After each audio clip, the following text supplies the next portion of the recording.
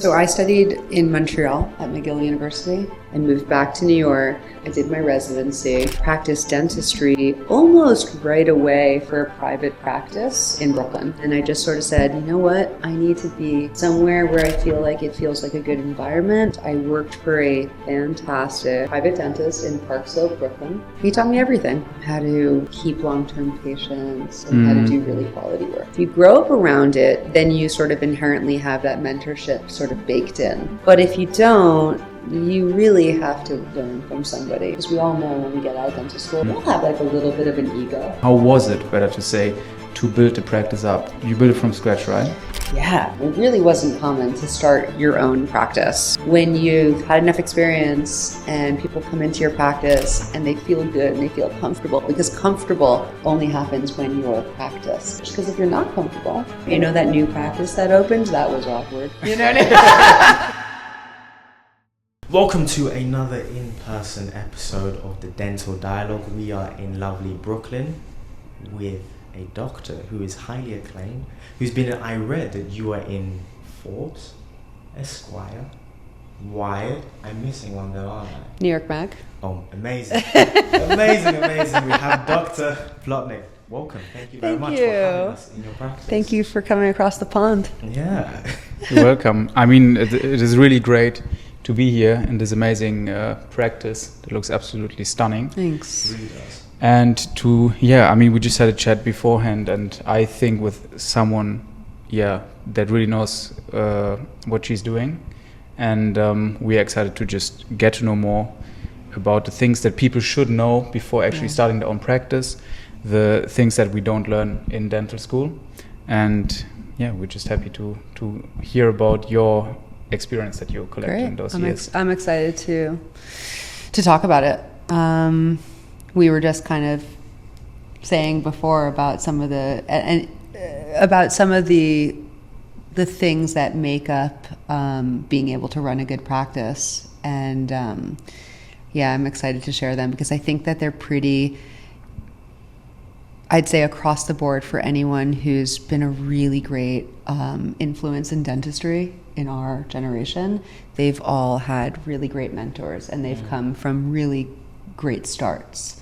So I'm excited to talk about all the things that I've learned in, I guess, the 15 or so plus years I've been practicing. Yeah. Speaking on that, how did your journey kind of start for you, I guess, in the past 15 years?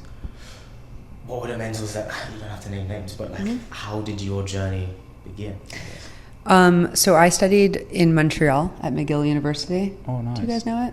Not the university, but Montreal. But you know Montreal. Yeah. Everybody knows Montreal. So you speak French? I do. Ah, okay. Yeah. Tu parles français vraiment? Oui, je parle français. But I speak Quebecois French, so you would probably have an opinion. Very hard. It's fine, I accept. Yeah. So I did my undergraduate degree at McGill in Montreal. I've always loved Montreal. And I wasn't really quite sure if I wanted to go into dentistry or not. I didn't really think about it probably until the third year or so of my undergrad degree. But I studied at McGill. I did dental school at McGill as well. And basically just started to practice dentistry almost right away for a private practice in Brooklyn. Wow. So when I came back to New York, because in New York you have to do a residency to be able to work here. My family's all from New York, so I really wanted to make sure that I was kind of allowed to be here and to practice. So after about 10 years living and studying in Montreal, I moved back to New York. I did my residency and I started to work, and I worked for a fantastic, I love him, private dentist in Park Slope, Brooklyn, which is just a really cute area of Brooklyn on the other side. And he was maybe in his late 60s when I started working for him. And he had been running his practice for over 30 years. Wow. Oh, wow. And it was a private practice, and I don't know how lucky I got, but I just sort of cold called him. And I didn't even know if he was looking for anyone. And I just sort of said, you know what, I need to be somewhere where I feel like it feels like a good environment, in a practice where I can, get my sort of feet wet and learn from somebody, because I knew that what I was learning at my residency wasn't going to teach me what I need to know. And so I started working for him in 2010, or the end of 2009. And I worked for him until I started this practice in 2016. And so about 7 years, 6.5, 7 years. Yeah. He taught me everything. He taught me everything about how to run a practice. He taught me everything about, how to keep long-term patients and how to do really quality work. Yeah. Yeah, we were just talking about it before. You said you wouldn't recommend anyone to start your own practice.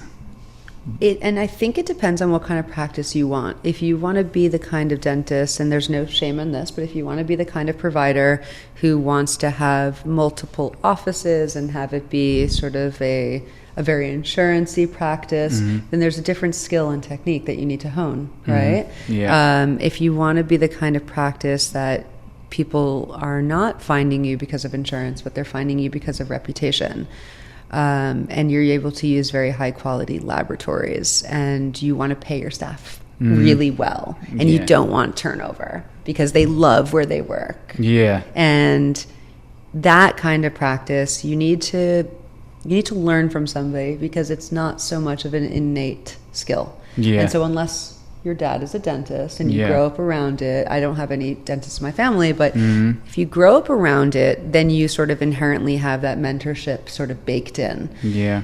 But if you don't, you really have to learn from somebody, and you 100%. don't need to reinvent the wheel, you just copy the wheel. Yeah. With our podcast Dental Dialogue, we interview the biggest and most well-known dentists from all around the world. So if you want to hear about their experience of building a personal brand, growing their clinics, and helping more people around the world to get back their smiles, don't forget to check out our podcast. The link is in the description down below. Now, enjoy the rest of the video. Yeah, I think that's important, because in my time in dental school, I could always tell that the best experience that I had, especially towards, let's say, the colleagues who didn't have that, let's say, unfair advantage of a dentist in the family, was what I learned at home. Like being in the practice, especially because you can actually start, if you can, like after 3 years in Europe, you can start doing cleanings and stuff. And I was just thrown into the cold water. I remember Christmas, I came home, my dad was like, look, we are fully booked, you need to treat. So And you're like, how do I do a filling? No, not that. He was like, You're like, Dad, great. What's happening? Here are the implants you got. No, but he's pretty like, I don't know. He's always just hands on, just get going. He was like, look, you invite your friends. You're gonna do 3 of the clinics today. Tomorrow you have your own room. You have your first patients, and that helped me so much. And I could tell in dental school, even though in the theory I wasn't top of the class, but practically. And that's what is in the end important, because you can always learn the other things. If you don't know something, you just go home, you learn about it. But the experience, I 100% agree, you need a good mentor. You need a great mentor, and you need someone that is not just like a global great mentor. You have to find the puzzle piece for you, right? Because we all have different personalities. So my personality is really like, I'm not like really buttoned up, and for me, when my patients walk by, they step into my room while I'm treating someone. Oh, hey, how you doing? What's going on? It's very impersonal and really comfortable. And I think people get too uptight, and so my mentor was the exact same way. And I just saw how, personable he was and relaxed he was about medicine, but then at the same time how perfectionist he was about the work he was doing. If you're a perfectionist, you can be like that, right? Like it's almost like you can be more relaxed, and you don't need to wear white coat every day, or, you know what I'm saying? You don't have to put on the show when people really know who you are. And that was so evident from him, and I picked that up from him, and I think it just makes people feel really comfortable. 100%. And did you seek that out, like specifically, or is that something that you just noticed whilst you were there, that we kind of aligned in that way? I think there was a magnetic pull to it. I think that there was a lot of like common denominators between him and I, even though there was 4 decades between us, or 3 decades between us. 4 decades between us. but I just knew, I was like, I felt good around him. I could see how I was able to see the orbit that was around him, and I just knew I was, you know, this is where it's at. Yeah. And then, you know, as an addendum to that, just like in my practice here, I have 2 associates right now. So we've been open for 8 years. 2 associates. One of them has been working with me for 7 years, and the other one has been working with me for 2 years now. And first of all, they're both incredible doctors. The one who's been working with me for 2 years right now, she is the younger sister of one of my husband's ex-photography students, old photography students from Rhode Island School of Design. So before she even started dental school, she reached out to her sister and said, I heard your professor's wife is a dentist. Do you think you can put us in touch? This is years ago. Yeah. And she called me up, or she emailed me, and we started chatting about dentistry, started giving her advice before she even got into dental school. And then she got into dental school, and we stayed in touch the entire time. And then during her residency, my other associate, Dr. Hassan, is the residency director. And she was her director at the hospital. And then she came and started working for me. And I've been mentoring her from the start. And so she comes into the room and looks over my shoulder when I'm doing things. And even though, because we all know when we get out of dental school and you're just getting out now, we all have like a little bit of an ego. Like, I'm going to do this the best, better than anyone, you know? And then, you know, so there's always like a little chip. And then you watch someone else and you're like, yeah, okay, I would have never done that. You know what I mean? And so she is just so keen on becoming great and accelerating herself. And so she is getting, not that I'm almost 70 years old, not that I've been doing it for 30 years, but I think she really sees the common denominator that I saw with my first employer. And so she sees that in me and is sort of redoing what I did, and I'm mentoring her. Yeah. It's I think wonderful. I think also because you went through that, and I think we can tell that you are really appreciating that mentor, and I think that's the good fact, because you will give that on. And right, I see the importance of it. Absolutely. 100%. Then you can teach the next generation. What I'm interested in, because New York, I mean, we just arrived yesterday, but it's such a big city. Brooklyn is nice. How is it for you, like, or how was it, better to say, to build the practice up? You built it from scratch, right? Yeah, I did it. So look at the sunset. It's so pretty. Yeah, that's crazy. So it was 2016. I was building out this practice. I originally was thinking about purchasing a practice from my old employer. But as I started to really look into the details of it and thinking about maybe the vision that I had, and probably more about just wanting to start from scratch in the sense of creating my own staff, my own rules of the game. It's very difficult to do that with a purchase. And a lot of times those purchases don't actually come to fruition. Sadly, they don't, you know? And so when I was really looking into the details of it, I decided, you know what, I think I'm going to actually do what nobody was doing at that time. It really wasn't common to start your own practice and to build it out. And I remember my old employer saying to me, like, you're not going to get in the black for 3 years. Yeah. And I was like, ooh, it's going to be tough. I spent a year building this out. I had so much fun designing it. It was like another sort of muscle flex for me. It was like, I love interior design. I wanted it to really represent me. I wanted to go to a practice that felt like so comfortable for me. So I felt like I had to create it myself. I didn't think that, and I didn't find a practice. It wasn't like I was able to purchase a practice that I felt had my vision in it. If that existed, which I think it exists more now, but it didn't 10 years ago, I would have maybe considered it, but I just needed to create my own vibe. And so I built it out, and then on these windows that you see over here, Kent and I created a little bit of like a poster. And what we did is we took all of these objects, food, anything, and we twisted them and molded them into like smiles. Oh. And it was so cute, and they were, you know, on these like light blue background, and it had Grand Street Dental, and so we were sort of letting the neighborhood know for about 6 months that we were coming. And it was really cute because it had same thing, it was echoing like my vibe. And by the time we opened, we were fully booked. That was it. Within like 1 to 2 weeks, and I wasn't in network with any insurances or anything like that. I did a little bit of like a promo of coming in. That was it. And within 3 weeks, I had to step away from the practice that I was at because I thought maybe I'd work there for a year, and I was like, I think I need to leave sooner. And it was successful right from the start. And we started off as myself, one assistant, one front desk, and my assistant was my very first dental assistant I ever had. She started the practice with me. She just retired last year. She's amazing.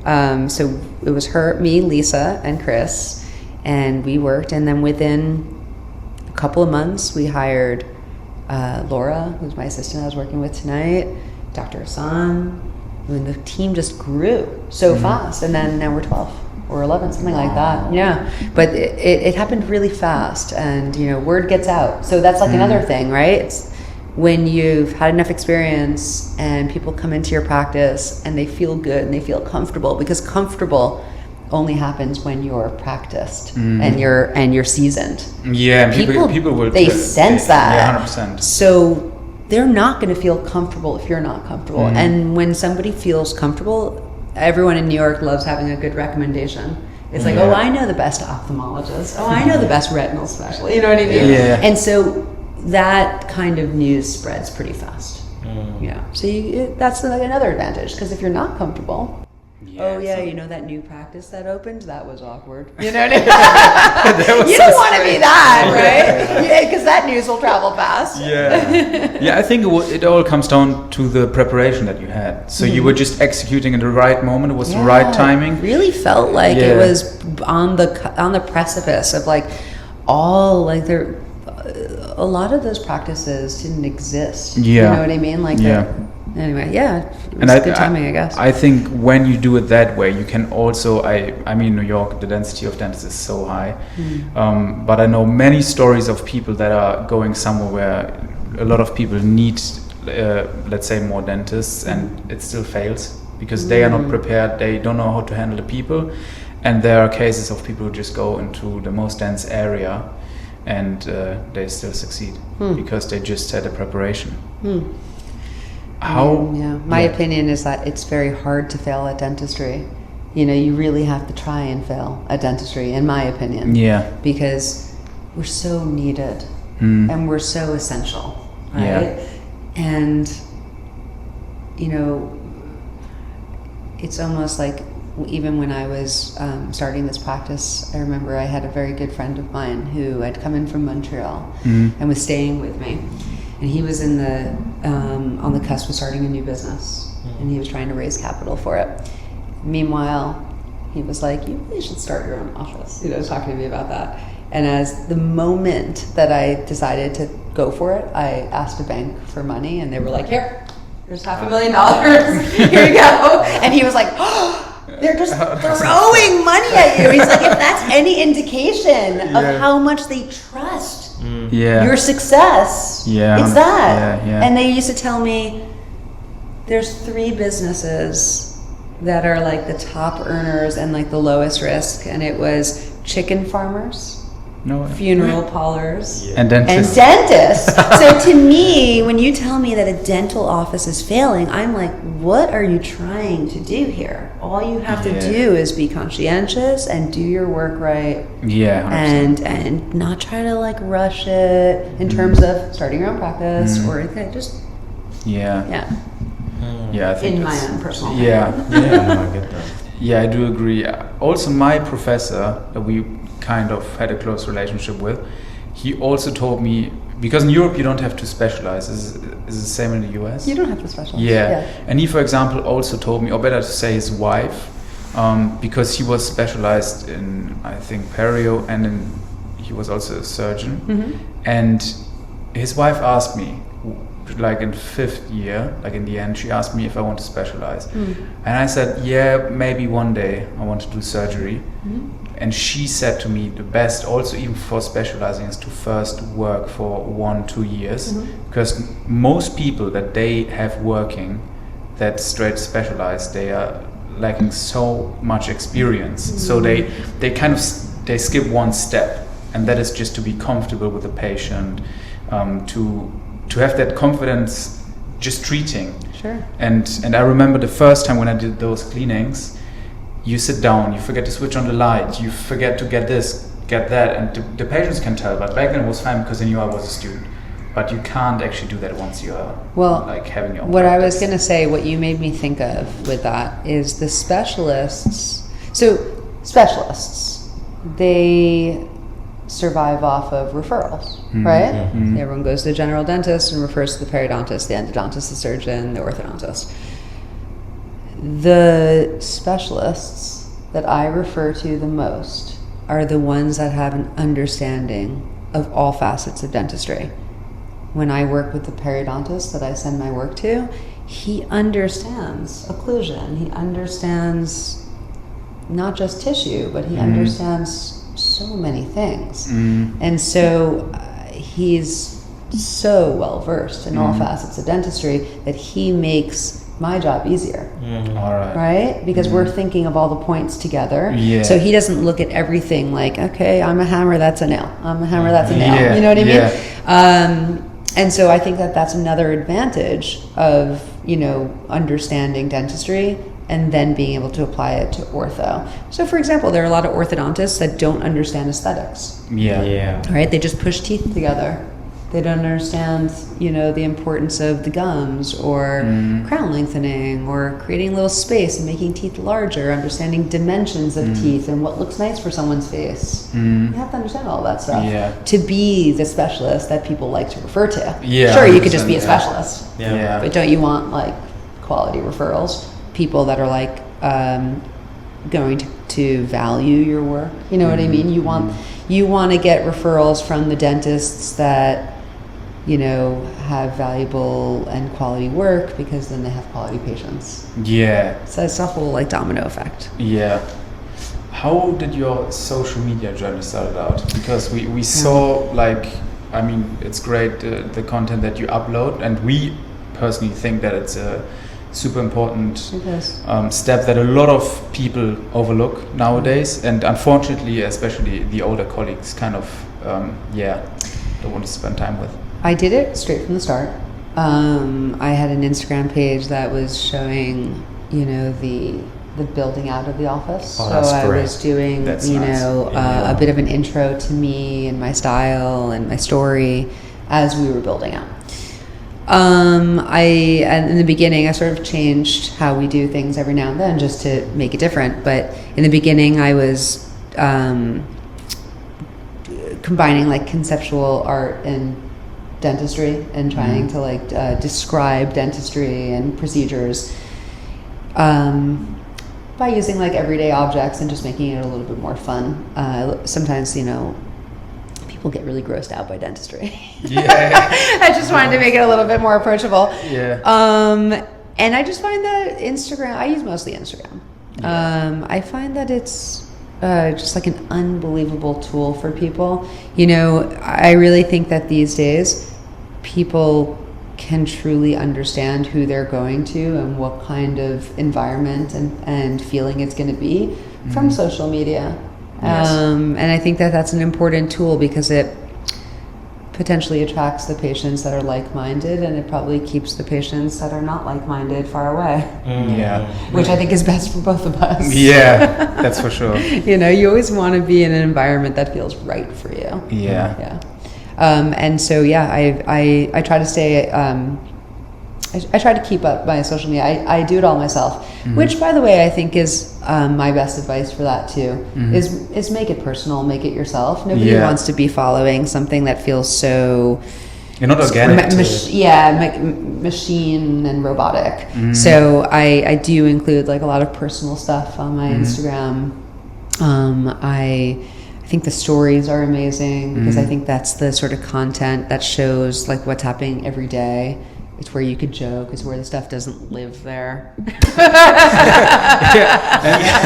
Right? So, you know, and it's just like, it's real. And I think people really look for real. Yeah, You know? what we saw is that in the past years, social media switched to this super polished content where it was over-edited and people were doing too much of moderation videos, kind of, where they would sit down.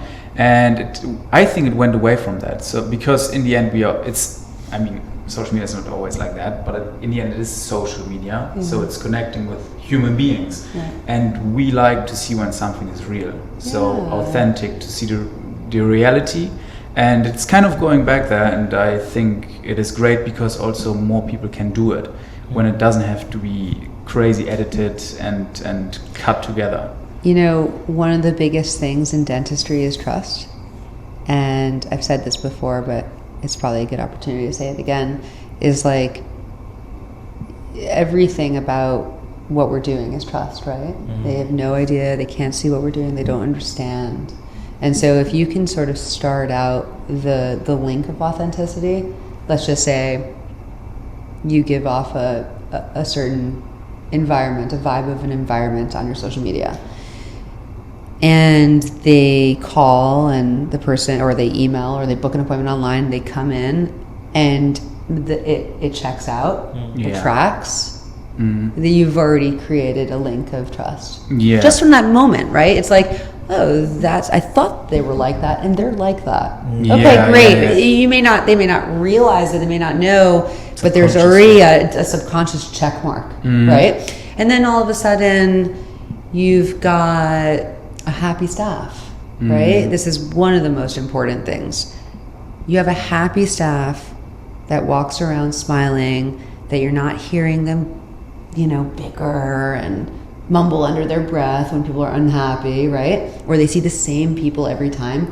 That's another subconscious check, because even though they may say, oh, that employer must be nice, they have the same staff, or that's nice that they're happy, what they don't realize is the subconscious check is nobody in their right mind works at a practice that they don't find is moral and ethical. They don't stay there for a long time.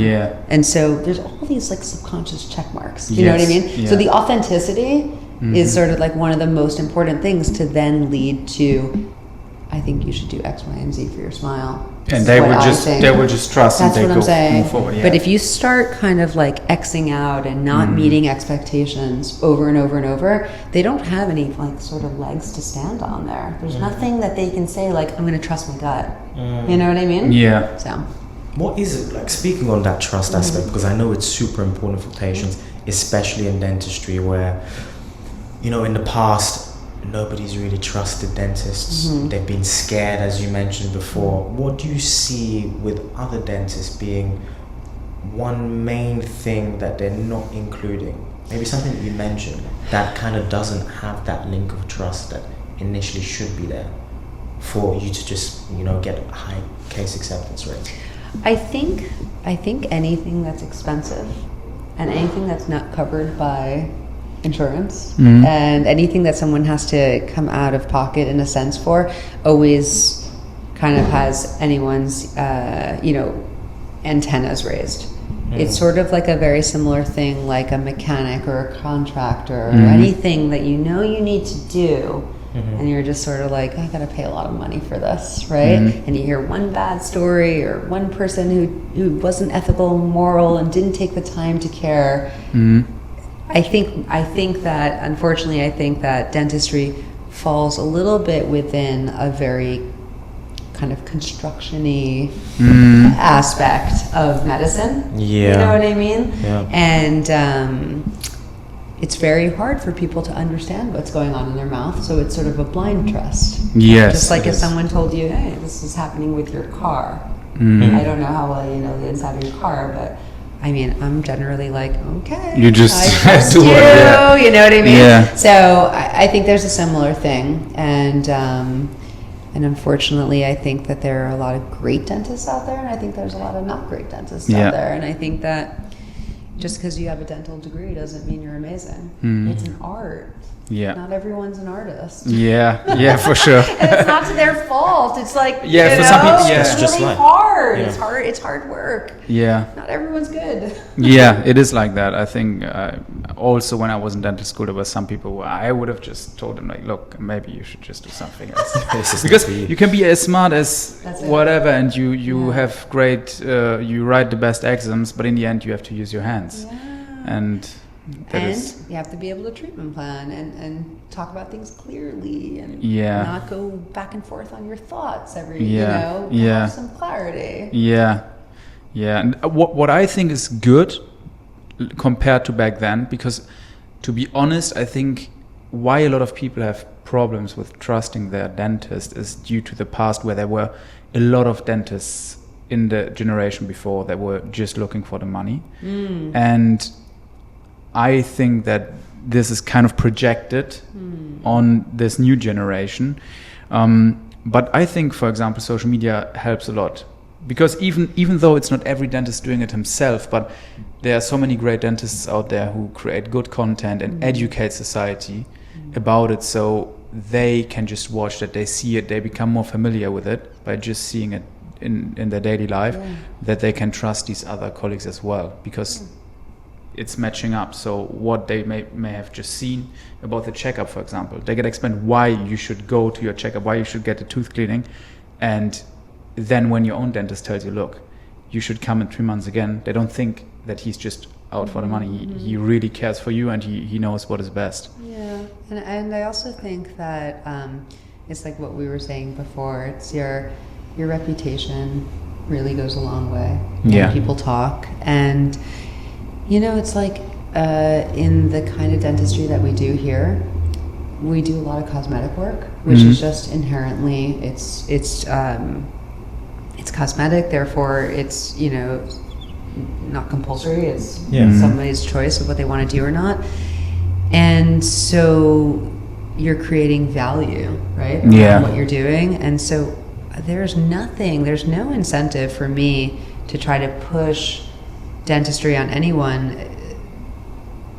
That it's like people want to come to you. How do I say this? It's like there's the basic dentistry, like your crowns, your cavity fillings. To me, that's not the dentistry I'm interested in doing. Yeah. I do it, and it's fine, but it's kind of like drilling a hole and filling it. It's not really my thing. Yeah. You know what I mean? I feel like I could do a lot more than that. Yeah, there's you know? nothing artistic to it. There's nothing artistic to it. Yeah, you're not Honestly, creating. It's not even like expensive work. Yeah, It's not like I'm not looking at people saying, "Oh, you got to fill this, fill this, fill this." Yeah. I'm creating value around aesthetics and cosmetics and how I think it can change people's lives. Like my friend that you said. Yeah, 100%. You know, and that's the stuff that I try to create value around. Yeah. Because I understand how much it can change someone's life. Yeah. And when you start practicing more, you're gonna realize like just changing someone's smile actually makes them smile more. 100%, yeah. And when someone smiles more, they just get happier brain Yeah. chemistry and all Yeah. this. Serotonin starts. Yeah. It's like it actually makes them happier. You're much more confident as well. Yeah. Low battery, by the way. So it just it's one of those things. Like I don't need to push the other dentistry, and I think people can understand. Like when you're not hungry for work, and you're relaxed and you're doing quality work, people feel that. Yeah, 100%. they're much more gravitated towards it because they know there's no ulterior motive behind it. Exactly. I think it's not just in dentistry, but that's in like everything. Everything Everything that right? you do.